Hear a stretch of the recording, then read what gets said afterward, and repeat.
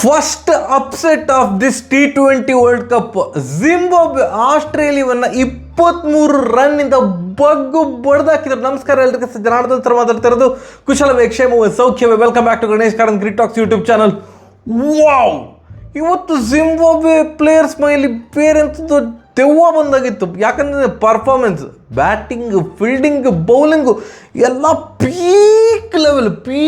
And ನೀವೀಗ ಹೇಳ್ಬೋದು, bro ಅದೆಲ್ಲ ಅಪ್ಸೆಟ್ ಅಲ್ಲ, ಹಾಗೆಲ್ಲ ಹೀಗಲ್ಲ ಅಂತ. ಯಾಕೆ ಅಪ್ಸೆಟ್ ಅಂತ ನನ್ನ ಒಂದು ವಾದವನ್ನು ನಾನು ಹೇಳ್ತೇನೆ, ಯಾಕೆ ನಾನು ಅಪ್ಸೆಟ್ ಅಂತ ಹೇಳ್ತಿದ್ದೇನೆ ಅಂತ. ಆ್ಯಂಡ್ ಕೆಲವರು ಹೇಳ್ಬೋದು, ಬ್ರೋ ಇದು second upset bro, first upset Pakistan Netherland ಮೇಲೆ ವಿನ್ ಆದದ್ದು, ಅದೇ ದೊಡ್ಡ ಅಪ್ಸೆಟ್ ಅಂತ.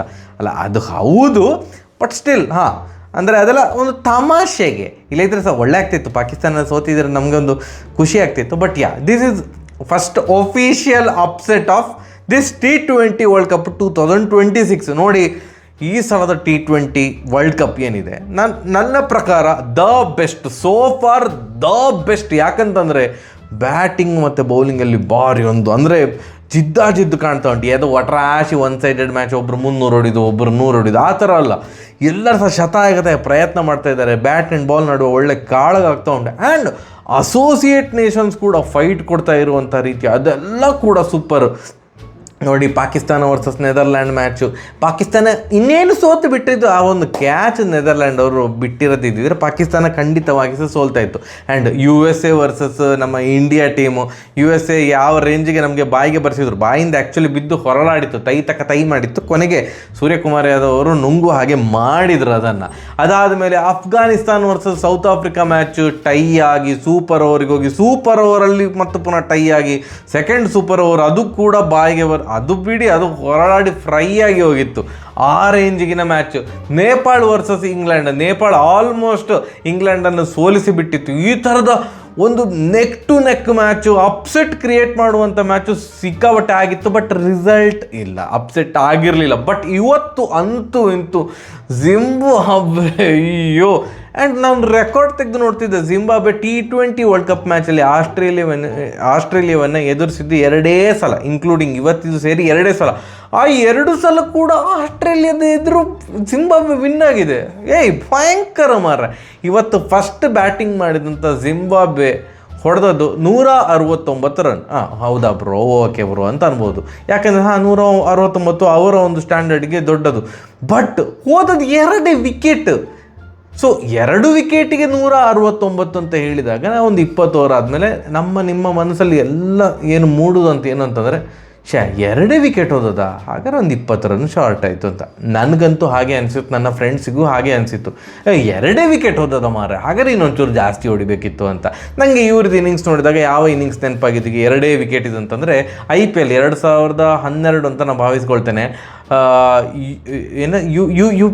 UP ಎಂಥದ್ದು Pune warriors versus Delhi capitals ಅಲ್ಲ, ಮೊದಲು ಡೆಲ್ಲಿ ಡೇರ್ ಡೆವಿಲ್ಸ್ ಅಂತ ಇತ್ತು.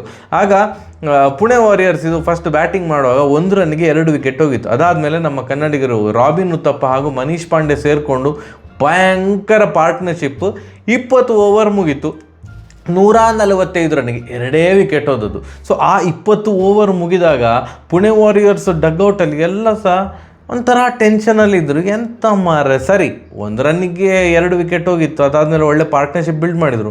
ಕೊನೆಗೆ ಲಾಸ್ಟ್ 5 ಓವರ್ಸ್ ಹೊಡಲಿಕ್ಕೆ ಟ್ರೈ ಮಾಡಲಿಲ್ಲಲ್ಲ, ಇದು ಯಾವ ನಮ್ಮದು ಇನ್ನಿಂಗ್ಸ್, 2 ವಿಕೆಟ್ ಹೋಗೋದು, ಬರೀ 145 ಹೊಡೆದಿದ್ದೇವೆ ಅನ್ನುವಂಥ ಒಂದು ಕ್ವಶ್ಚನ್ ಮಾರ್ಕ್ ಇತ್ತು. ಸ್ವಲ್ಪ ಉತ್ತಪ್ಪ ಮೇಲೆಲ್ಲ ಸಿಟ್ಟು ಮಾಡಿಕೊಂಡಿದ್ರು. ಯಾಕಂತಂದರೆ ಅವರು 58 ಬಾಲಿಗೆ 60 ರನ್, ಆ ಥರ ರನ್ನ ಬಾಲ್ ಇನ್ನಿಂಗ್ಸ್ ಆಡಿದ್ದಾಗಿತ್ತು.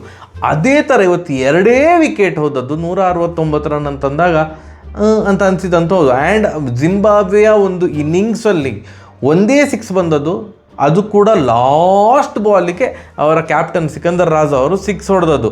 ಅವರು ಬಂದ ಮೇಲೆ ಆ್ಯಕ್ಚುಲಿ ರನ್ ವೇಗ ಇನ್ನೊಂಚೂರು ಜಾಸ್ತಿ ಆಯಿತು. ಬಟ್ ಎದುರುಗಡೆ ಇರೋದು ಆಸ್ಟ್ರೇಲಿಯಾ ತಂಡ, ಏನು ಜಾಶ್ ಇಂಗ್ಲಿಷು, ಟ್ರಾವಿಸ್ ಹೆಡ್ಡು, ಮತ್ತು ಗ್ರೀನು, ಟಿಮ್ ಡೇವಿಡ್ಡು, ರೆನ್ಶಾ, ಮ್ಯಾಕ್ಸ್ವೆಲ್ಲು, ಸ್ಟಾಯ್ನಿಸ್ಸು, ಅಮ್ಮ ದೇವ, ಹೆಸರು ಕೇಳುವಾಗಂತೂ ಗಡ ಅಂತ ಆಗ್ತದೆ. ಅಂದರೆ ಎಲ್ಲ ಹೊಡೆಬಡೆ ಆಟಗಾರರು, ಪವರ್ ಇರುವಂಥ ಆಟಗಾರರು. ರೀಸೆಂಟಾಗಿ ಐ ಥಿಂಕ್ ಇದು ಬಿಗ್ ಬ್ಯಾಶ್ ಕೂಡ ಮುಗೀತು. ಬಿಗ್ ಬ್ಯಾಶಲ್ಲೆಲ್ಲ ಆಡಿದ್ದಾರೆ. ಗೇಮ್ ಟೈಮ್ ಅಂದರೆ ತುಂಬ T20 ಕ್ರಿಕೆಟ್ ಆಡಿರೋದ್ರಿಂದ ಬ್ಯಾಟಿಂಗ್ ಅಂತ ಬಂದಾಗ ಇವ್ರದ್ದು ಸ್ಟ್ರಾಂಗ್ ಉಂಟು. ಬೌಲಿಂಗಲ್ಲಿ ಅಫ್ಕೋರ್ಸು ಯಾರು ಅವ್ರದ್ದು ಕಮಿನ್ಸ್ ಇಲ್ಲ, ಹೇಸಲ್ವುಡ್ ಇಲ್ಲ, ಸ್ಟಾರ್ಕ್ ಇಲ್ಲ. ಅಂದರೆ ಬೌಲಿಂಗ್ ಸ್ವಲ್ಪ ವೀಕ್ ಅಂತವೇ ಎಲ್ರಿಗೆ ಗೊತ್ತುಂಟು. ಬಟ್ ಬ್ಯಾಟಿಂಗಲ್ಲಿ ಎಲ್ಲ ಪ್ರಳಯಾಂತಕಾರಿ ಬ್ಯಾಟ್ಸ್ಮನ್ ಇರೋದು. ಸೊ ಇದನ್ನು ಹೊಡೆದು ಬೀಸಾಕ್ತಾರೆ ಮಾರೆ ಈ ಸ್ಕೋರ್ ಅಂತ ಅಂದ್ಕೊಳೋದು. ಬಟ್ ಇವತ್ತು ಆದದ್ದೇ ಬೇರೆ. ದೇವರೇ, ಇವತ್ತು ಫಸ್ಟ್ ಫೀಲ್ಡಿಂಗನ್ನು ಹೊಗಳ್ಬೇಕು ಮಾರ. ಫಸ್ಟ್ ಫೀಲ್ಡಿಂಗ್ ಬೇಡ, ಫಸ್ಟ್ ಬೌಲಿಂಗನ್ನು ಹೊಗಳುವ. ಆಸ್ಟ್ರೇಲಿಯಾದ ಚೇಸ್ ಶುರು ಆಯಿತು. ಪವರ್ ಪ್ಲೇಗೆ ಪವರೇ ಇಲ್ಲ. 4 ವಿಕೆಟ್ ಡಮಾರ್. ಗ್ರೀನ್ 0ಗೆ ಔಟು, ಟಿಮ್ ಡೇವಿಡ್ 0ಗೆ ಔಟು, ಅಲ್ಲಿ ಜಾಶ್ ಇಂಗ್ಲಿಸ್ ಔಟು, ಮತ್ತು ಹೆಡ್ಡು ಇನ್ಸೈಡ್ ಎಜ್ಜಾಗಿ ಎಲ್ಲ ಬೋಲ್ಡ್ ಆದರು. ಆವಾಗ ಇದು ಎಂತ ಆಗ್ತಾ ಉಂಟು. 2 ವಿಕೆಟ್ ಬ್ಲೆಸ್ಸಿಂಗ್ ಮುಜರಬಾನಿ. ಫಸ್ಟ್ ಮ್ಯಾಚಲ್ಲಿ ಕೂಡ ಅವರು man of the match, player of the match ತಗೊಂಡಿದ್ರು. ಇವತ್ತು ಕೂಡ ಮ್ಯಾಚ್ ಮುಗಿದ್ಮೇಲೆ ಪ್ಲೇಯರ್ ಆಫ್ ದ ಮ್ಯಾಚ್ ಅವರಿಗೆ ಸಿಕ್ಕಿತ್ತು. ಅವರ ಬಗ್ಗೆ ಹೇಳ್ತೇನೆ. ಫಸ್ಟ್ 4 ವಿಕೆಟಲ್ಲಿ 2 ವಿಕೆಟ್ ಇವನ್ಸ್ಗೆ, 2 ವಿಕೆಟ್ ಮುಜರಬಾನಿಗೆ.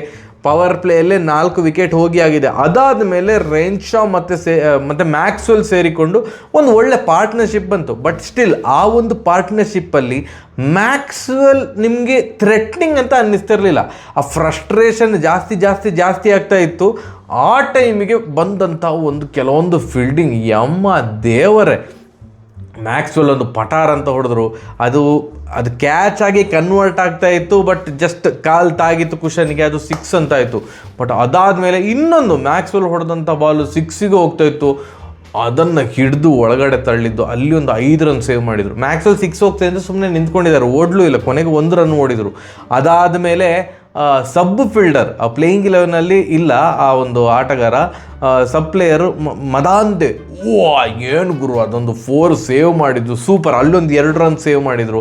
ಆ್ಯಂಡ್ ಅದಾದಮೇಲೆ ಒಂದು ಕ್ಯಾಚ್, ರೆನ್ಶೋ ಅವ್ರದ್ದು catch, may be catch of the tournament ಅಂತ ಕೆಲವರು ಹೇಳ್ತಾ ಇದ್ದಾರೆ. ಯಾಕಂತಂದರೆ ಆಸ್ಟ್ರೇಲಿಯಾ ವರ್ಸಸ್ ಜಿಂಬಾಬ್ವೆ ಮ್ಯಾಚ್ ಅಂತ ಕೆಲವರು ಕುತೂಹಲದಿಂದ ನೋಡ್ತಾ ಇದ್ರು. ಜಿಂಬಾಬ್ವೆಯ ಪ್ರೀವಿಯಸ್ ಮ್ಯಾಚ್ ಕೂಡ ಲಾಸ್ಟ್ ವಿಕೆಟ್ ಮುಜರ್ಬಾನಿ ಅವರ ಬಾಲ್ ಹಾಕಿದಂತ ಅಂದ್ಕೊಳ್ತೇನೆ. ಎಂಥ ಕ್ಯಾಚ್ ಗೊತ್ತಾ, ಅದು ಸಹ ಇದು equivalent to this catch. And ಇನ್ನೊಂದು ಹೆಟ್ಮಯರ್ ಅವರೊಂದು ಕ್ಯಾಚ್ ಹಿಡಿದಿದ್ರು ಸ್ಕ್ವೇರ್ ಲೆಗ್ಗಲ್ಲಿ. ಅದು ಕೂಡ ಇಷ್ಟೇ ಒಳ್ಳೆಯ ಕ್ಯಾಚ್. ಇದು 3 ಕ್ಯಾಚ್ ನನಗೆ ನೆನಪಿರುವಾಗ the best catches of this tournament. Fielding peak ಲೆವೆಲಲ್ಲಿತ್ತು. ಮ್ಯಾಕ್ಸ್ವೆಲ್ ಔಟ್ ಆದಮೇಲೆ ಸ್ಟಾಯ್ನಿಸ್ ಬಂದರು, ಸ್ಟಾಯ್ನಿಸ್ ಔಟ್ ಆದರು. ಕೊನೆಗೆ ರೆನ್ಶಾಗೆ ಯಾರಿಗೂ ಕೂಡ ಸಪೋರ್ಟ್ ಇರಲಿಲ್ಲ. ಇನ್ನೂ ಚಿಕ್ಕದಾಗಿ ಚೊಕ್ಕವಾಗಿ ಹೇಳಬೇಕು ಅಂತಂದರೆ, ಎಕ್ಸೆಪ್ಟ್ ರೆನ್ಶಾ ಉಳಿದವ್ರು ಎಲ್ಲರೂ ಕೂಡ ಶಾ ಥರ ಆಟ ಆಡಿದರು. ಶಾ ಅಂದರೆ ಏನಂತದ ನಿಮ್ಮ ಮನಸ್ಸಲ್ಲೇ ನೀವು ಅಂದ್ಕೊಳ್ಳಿ. ಮತ್ತು ಕಮೆಂಟ್ ಸೆಕ್ಷನಲ್ಲಿ ತಿಳಿಸೋದು ಬೇಡ ಆಯಿತಾ. ಮತ್ತು ಅಯ್ಯೋ ಬೇಡಪ್ಪ, ಒಳ್ಳೆ ಚಾನಲ್, ಒಳ್ಳೆ ಥರನೇ ಹೋಗಲಿ. ಯಾರು ಕೂಡ ಎಂಥದ್ದು ಆಡಲಿಲ್ಲ ಇವತ್ತು. 146 ರನ್ನಿಗೆ ಡಮಾರ್ ಆಲ್ ಔಟ್. ಒಂದು ಜಿಂಬಾಬ್ವೆ ಅಂತ ತಂಡ, ರ್ಯಾಂಕ್ 11ಲ್ಲಿ ಇರುವಂಥ ತಂಡ, ಆಸ್ಟ್ರೇಲಿಯಾ ತಂಡವನ್ನು ಆಲ್ ಔಟ್ ಮಾಡೋದು T20ಯಲ್ಲಿ ಅಂತಂದರೆ ಇದೊಂದು ದೊಡ್ಡ ವಿಷಯ. ನೀವು ಹೇಳ್ಬೋದು ಆಲ್ರೆಡಿ ಸೋಲ್ಸಿದಾರಲ್ಲ ಹಾಗೆ ಹೀಗೆ ಅಂತ. ನೋಡಿ, ಅವ್ರು ಸೋಲ್ಸಿದ್ದು 2007ರಲ್ಲಿ ಅಂತ ಅಂದ್ಕೊಳ್ತೇನೆ ನಾನು. ಆಗಕ್ಕೂ ಈಗಕ್ಕೂ ತುಂಬ ಅಜಗಜಾಂತರ ವ್ಯತ್ಯಾಸ ಉಂಟು. ರ್ಯಾಂಕ್ 11ಲ್ಲಿ ಇರುವಂತಹ ಜಿಂಬಾಬ್ವೆ ತಂಡ ಆಸ್ಟ್ರೇಲಿಯಾವನ್ನು ಆಲ್ ಔಟ್ ಮಾಡೋದು. ಆ್ಯಂಡ್ ಇದು ಒಂಥರ 1 ಸೈಡೆಡ್ ಮ್ಯಾಚ್ ಥರ ಹೊಡೆದು ಬಿಸಾಕಿದ್ರು. ಏನು ನೆಕ್ ಟು ನೆಕ್ ಇಲ್ಲಿ ಬರೋದು ಎಂಥದ್ದು ಇಲ್ಲ. Australia from the beginning power ಪ್ಲೇಯಿಂದವೇ ಹಿಂದೆಯೇ ಇತ್ತು. ಎಲ್ಲಿ ಕೂಡ ಇವರು ವಿನ್ ಆಗ್ತಾರೆ ಅಂತ ಅನ್ನಿಸ್ತಾವೇ ಇರಲಿಲ್ಲ. ಆ ಥರದ ಒಂದು dominating performance, batting, bowling, fielding ಎಲ್ಲ ಚಿತ್ರಾನ್ನ. ಫಸ್ಟ್ ಮ್ಯಾಚಲ್ಲಿ man of the match Muzarabani, second ಮ್ಯಾಚಲ್ಲಿ ಇವತ್ತು ಕೂಡ ಮ್ಯಾನ್ ಆಫ್ ದ ಮ್ಯಾಚ್. ನೋಡಿ, ಸೌತ್ ಆಫ್ರಿಕಾ, ಈಗ ಆಫ್ರಿಕಾ ಖಂಡದಲ್ಲಿ ಸೌತ್ ಆಫ್ರಿಕಾ ಕೆಳಗಡೆ ಬರ್ತದೆ, ಅದರ ಮೇಲೆಯೇ ಇರುವಂತಹ ದೇಶ ಜಿಂಬಾಬ್ವೆ. 2 ದೇಶಕ್ಕೂ ಅಜಗಜಾಂತರ ವ್ಯತ್ಯಾಸ. 2 ದೇಶದ ಕ್ರಿಕೆಟ್ ಬೋರ್ಡಿಗೂ ಇದು ಸಿಕ್ಕಾಪಟ್ಟೆ ಪುವರ್ ಕ್ರಿಕೆಟ್ ಬೋರ್ಡ್ ಯಾವುದು ಜಿಂಬಾಬ್ವೆ. ಆ್ಯಂಡ್ ದೊಡ್ಡ ದೇಶಗಳು ಜಿಂಬಾಬ್ವೆ ಟೂರ್ ಮಾಡಿದರೂ ಕೂಡ ಸ್ಟ್ರಾಂಗ್ ಟೀಮನ್ನು ಅಲ್ಲಿ ತಗೊಂಡು ಹೋಗೋದಿಲ್ಲ. ಈಗ ಭಾರತವೇ ಜಿಂಬಾಬ್ವೆ ಟೂರ್ ಮಾಡಿದರೆ ಎಲ್ಲ ಮೇನ್ ಪ್ಲೇಯರ್ಸಿಗೆಲ್ಲ ರೆಸ್ಟ್ ಕೊಡಿಸಿ ಬ್ಯಾಕಪ್ ಪ್ಲೇಯರ್ಸ್ ಇರ್ತಾರಲ್ಲ ಅಂತ ಒಂದು ಇಂಡಿಯಾ ಎ ಅಥವಾ ಇಂಡಿಯಾ ಬಿ ಥರದ ಟೀಮನ್ನು ಅಲ್ಲಿಗೆ ಕರ್ಕೊಂಡು ಹೋಗ್ತಾರೆ. ಸೊ ಜಿಂಬಾಬ್ವೆ ಅಥವಾ ಬೇರೆ ಅಸೋಸಿಯೇಟ್ ನೇಷನ್ ಅವರಿಗೆ ಅವರು ದೊಡ್ಡ ಸ್ಟ್ರಾಂಗ್ ತಂಡದ ವಿರುದ್ಧ ಅವರು ಆಡೋದೇ ಪಾಪ ವರ್ಲ್ಡ್ ಕಪ್ ಅಂತ ಒಂದು ಸಂದರ್ಭದಲ್ಲಿ ಅಲ್ಲಿ ಬಂದು ಡೈರೆಕ್ಟಾಗಿ ಈ ಥರದ ಪರ್ಫಾರ್ಮೆನ್ಸ್ ಕೊಟ್ಟಿರೋದು ನಿಜಕ್ಕೂ ಸೂಪರ್. ಆ್ಯಂಡ್ ಈ ಒಂದು ಎಡವಟ್ಟಿನಿಂದಾಗಿ, ಆಸ್ಟ್ರೇಲಿಯಾದ ಎಡವಟ್ಟು ಅಥವಾ ಈ ಒಂದು ಬಿಗ್ಗೆಸ್ಟ್ ಅಪ್ಸೆಟ್ಟಿಂದಾಗಿ ನಾನೀಗ ಪಾಯಿಂಟ್ಸ್ ಟೇಬಲ್ ಓಪನ್ ಮಾಡ್ತೇನೆ. ಇವರ ಗ್ರೂಪ್ ಏನಿದೆ, ಇವರ ಗ್ರೂಪ್ ಬಿ ಅಲ್ಲಿ ಇರೋದಲ್ಲ, ಗ್ರೂಪ್ ಬಿ ಭಯಂಕರ all of a sudden interesting group ಅಂತ ಅನ್ನಿಸ್ತಾ ಉಂಟು. ಒಂದು ಹೋಸ್ಟ್ ನೇಷನ್ 2 ಮ್ಯಾಚ್ಗೆ 2 ವಿನ್ ಆಗಿದ್ದಾರೆ, ಜಿಂಬಾಬ್ವೆ 2 ಮ್ಯಾಚ್ಗೆ 2 ವಿನ್ ಆಗಿದ್ದಾರೆ, ಆಸ್ಟ್ರೇಲಿಯಾ 2ರಲ್ಲಿ 1 ಗೆದ್ದಿರೋದು 1 ಸೋತಿದೆ. ಇವಾಗ ನೋಡಿ, ನನ್ನ ಪ್ರಕಾರ ಜಿಂಬಾಬ್ವೆ ನೆಕ್ಸ್ಟ್ ರೌಂಡಿಗೆ ಬಂದೇ ಬರ್ತದೆ ಅಂತ ಅನ್ನಿಸ್ತಾ ಉಂಟು ಸೂಪರ್ 8ಗೆ. ಯಾಕಂತಂದರೆ ಇನ್ನೂ 2 ಮ್ಯಾಚ್ ಉಂಟು ಜಿಂಬಾಬ್ವೆಗೆ, ಒಂದು ಐರ್ಲ್ಯಾಂಡ್ ವಿರುದ್ಧ, ಒಂದು ಶ್ರೀಲಂಕಾ ವಿರುದ್ಧ. ಐರ್ಲ್ಯಾಂಡ್ ವಿರುದ್ಧ ಜಿಂಬಾಬ್ವೆ ವಿನ್ ಆಗ್ತದೆ ಅಂತ ನನಗನ್ನಿಸ್ತಿದೆ. ಯಾಕಂತಂದರೆ ಇವ್ರದ್ದು ಬ್ಯಾಟಿಂಗ್ ನೋಡಿ, ಈ ಟೂರ್ನಮೆಂಟ್ ಆಯ್ತಲ್ಲ, ಈ ಟೂರ್ನಮೆಂಟಲ್ಲಿ 2 ಮ್ಯಾಚಲ್ಲಿ ಜಿಂಬಾಬ್ವೆದು ಜಾಸ್ತಿ ವಿಕೆಟ್ ಹೋಗಿರೋದಂದ್ರೆ 2. ಫಸ್ಟ್ ಮ್ಯಾಚಲ್ಲಿ ಸಹ 2 ವಿಕೆಟ್ ಹೋಗೋದು, ಸೆಕೆಂಡ್ ಮ್ಯಾಚಲ್ಲಿ ಸಹ 2 ವಿಕೆಟ್ ಹೋಗಿರೋದು. So all of a sudden ಯಾವ ಟೀಮ್ ಇದು ಬ್ಯಾಟಿಂಗ್ ಸ್ಟ್ರಾಂಗ್ ಅಂತಂದರೆ ಇಂಡಿಯಾ ಅಥವಾ ಸೌತ್ ಆಫ್ರಿಕಾ ಹಾಗೆ ಹೇಳ್ತಾ ಇಲ್ಲ ನಾವು, ಜಿಂಬಾಬ್ವೆ ಭಯಂಕರ ಸ್ಟ್ರಾಂಗ್ ಉಂಟು. ಯಾಕಂದರೆ 2 ವಿಕೆಟ್ ಹೋಗ್ತಾ ಉಂಟು, ಒಳ್ಳೆ ಲಯದಲ್ಲಿದ್ದಾರೆ, ಮುಜರ್ಬಾನಿ ಒಳ್ಳೆ ಫ್ಲೋ ಅಲ್ಲಿದ್ದಾರೆ. ಸೊ ಐರ್ಲ್ಯಾಂಡ್ ಮತ್ತು ಶ್ರೀಲಂಕಾ ವಿರುದ್ಧ ಅಟ್ಲೀಸ್ಟ್ 1 ಮ್ಯಾಚ್ ಆದರೂ ವಿನ್ ಆಗ್ತಾರೆ. ಸೊ 3 ಮ್ಯಾಚ್ ವಿನ್ ಆಗ್ತಾರೆ ಅಂತ ಅಂದ್ಕೊಂಡಿದ್ದೆ ನಾನು ಜಿಂಬಾಬ್ವೆ. ಈಗ ನೋಡಿ, ಒಂದು ಕ್ವಶನ್ ಇರೋದು, ಏನೋ ಶ್ರೀಲಂಕಾ ಬರ್ತದಾ ಅಥವಾ ಆಸ್ಟ್ರೇಲಿಯಾ ಬರ್ತದಾ ಅಂತ. ಶ್ರೀಲಂಕಾಗೆ ತನ್ನ ಮುಂದಿನ 2 ಮ್ಯಾಚ್ಗಳು ತುಂಬ ಇಂಪಾರ್ಟೆಂಟ್. ಯಾಕಂದರೆ ಫಸ್ಟ್ ಮ್ಯಾಚ್ ಐರ್ಲ್ಯಾಂಡ್ ಮತ್ತು ಓಮನ್ ವಿರುದ್ಧ ವಿನ್ ಆದರು, ನೆಕ್ಸ್ಟ್ ಮ್ಯಾಚ್ ಇರೋದು ಆಸ್ಟ್ರೇಲಿಯಾ ವಿರುದ್ಧ. ಅದು ಮಾಡುವಿಲ್ಲವೇ ಮಡಿ ಪಂದ್ಯ, ಆಸ್ಟ್ರೇಲಿಯಾದ ಒಂದು ಪಾಯಿಂಟ್ ಆಫ್ ವ್ಯೂ ಅಲ್ಲಿ. ಇನ್ನೊಂದು ಮ್ಯಾಚ್ ಜಿಂಬಾಬ್ವೆ ವಿರುದ್ಧ. ಈ 2 ಮ್ಯಾಚ್ಗಳನ್ನು ಸೋತ್ರೆ ಕೋ ಹೋಸ್ಟ್ ನೇಷನ್ ಶ್ರೀಲಂಕಾವೇ ಔಟ್ ಆಫ್ ದ ಟೂರ್ನಮೆಂಟ್ ಆಗ್ತದೆ. ಆಸ್ಟ್ರೇಲಿಯಾದ ವಿಚಾರಕ್ಕೆ ಬರುವ, ಆಸ್ಟ್ರೇಲಿಯಾಕ್ಕೆ 2 ಮ್ಯಾಚ್ ಉಂಟು, ಒಂದು ಶ್ರೀಲಂಕಾ ವಿರುದ್ಧ, ಒಂದು ಓಮನ್ ವಿರುದ್ಧ. ಆಸ್ಟ್ರೇಲಿಯಾ 2ಕ್ಕೆ2 ವಿನ್ ಆದರೆ ನೆಕ್ಸ್ಟ್ ರೌಂಡಿಗೆ ಬರ್ತದೆ. ಆಸ್ಟ್ರೇಲಿಯಾ ಈ 2ರಲ್ಲಿ 1 ಮ್ಯಾಚ್ ಸೋತ್ರೆ, ಎಸ್ಪೆಷಲಿ ಶ್ರೀಲಂಕಾ ವಿರುದ್ಧದ ಮ್ಯಾಚ್ ಸೋತ್ರೆ, ಶ್ರೀಲಂಕಾ ನೆಕ್ಸ್ಟ್ ರೌಂಡ್ಗೆ ಸೆಲೆಕ್ಟ್ ಆಗ್ತದೆ. ಆಸ್ಟ್ರೇಲಿಯಾ ಲಬ ಅಂತ ಬಾಯಿ ಬಟ್ಕೊಳ್ಬೇಕು.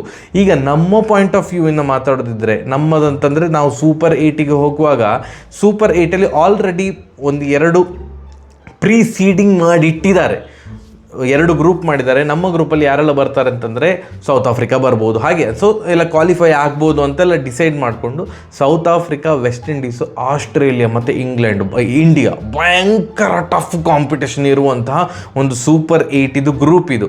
ಇದರಲ್ಲಿ ನೋಡಿ, ಅಪ್ಪಿತಪ್ಪಿ ಆಸ್ಟ್ರೇಲಿಯಾ ಔಟಾಗಿ ಜಿಂಬಾಬ್ವೆ ಕ್ವಾಲಿಫೈ ಆದರೆ ನಮ್ಮ ಗ್ರೂಪಿಗೆ, ಅಂದರೆ ಈ ಒಂದು ಸೂಪರ್ 8 ಗ್ರೂಪಿಗೆ ಜಿಂಬಾಬ್ವೆ ಬರ್ತದೆ. ಅದು ರಿಲೇಟಿವ್ಲಿ ಈಸಿಯರ್. ಇಲ್ಲ ಎಲ್ಲಿಯಾದರೂ ಶ್ರೀಲಂಕಾ ಔಟಾಗಿ ಆಸ್ಟ್ರೇಲಿಯಾ ಮತ್ತು ಜಿಂಬಾಬ್ವೆ ಸೆಲೆಕ್ಟ್ ಆದರೆ ಜಿಂಬಾಬ್ವೆ ಇನ್ನೊಂದು ಗ್ರೂಪಿಗೆ ಹೋಗ್ತದೆ. ಇನ್ನೊಂದು ಗ್ರೂಪನ್ನು ಪ್ರಿಸೀಡ್ ಮಾಡಿದಾರಲ್ಲ, ಶ್ರೀಲಂಕಾ, ಪಾಕಿಸ್ತಾನ, ನ್ಯೂಜಿಲೆಂಡ್ ಮತ್ತು ಇಂಗ್ಲೆಂಡ್. ಸೊ ಅದರಲ್ಲಿ ಶ್ರೀಲಂಕಾವನ್ನು ರಿಪ್ಲೇಸ್ ಮಾಡ್ತದೆ ಜಿಂಬಾಬ್ವೆ. ಕೆಲವರಿಗೆ ಇದೆಂತ ಸಹ ಅರ್ಥ ಆಗಿರೋದಿಲ್ಲ, ಕಮೆಂಟ್ ಸೆಕ್ಷನಲ್ಲಿ ಹೇಳ್ತಾರೆ ಎಂತ ಹೇಳಿದರೆ ಅಂತ ಅರ್ಥ ಆಗಲಿಲ್ಲ ಮಾರ್ರೆ ಅಂತ. ಕೆಲವು ಕ್ರಿಕೆಟನ್ನು ಭಯಂಕರ ಫಾಲೋ ಮಾಡೋರಿಗೆ, ಇದೆಲ್ಲ ಗ್ರೂಪ್ ಸೀಡಿಂಗನ್ನೆಲ್ಲ ನೋಡಿಕೊಂಡಿರೋರಿಗೆ ನಾ ಹೇಳಿದ್ದು ಅರ್ಥ ಆಗಿರ್ತದೆ.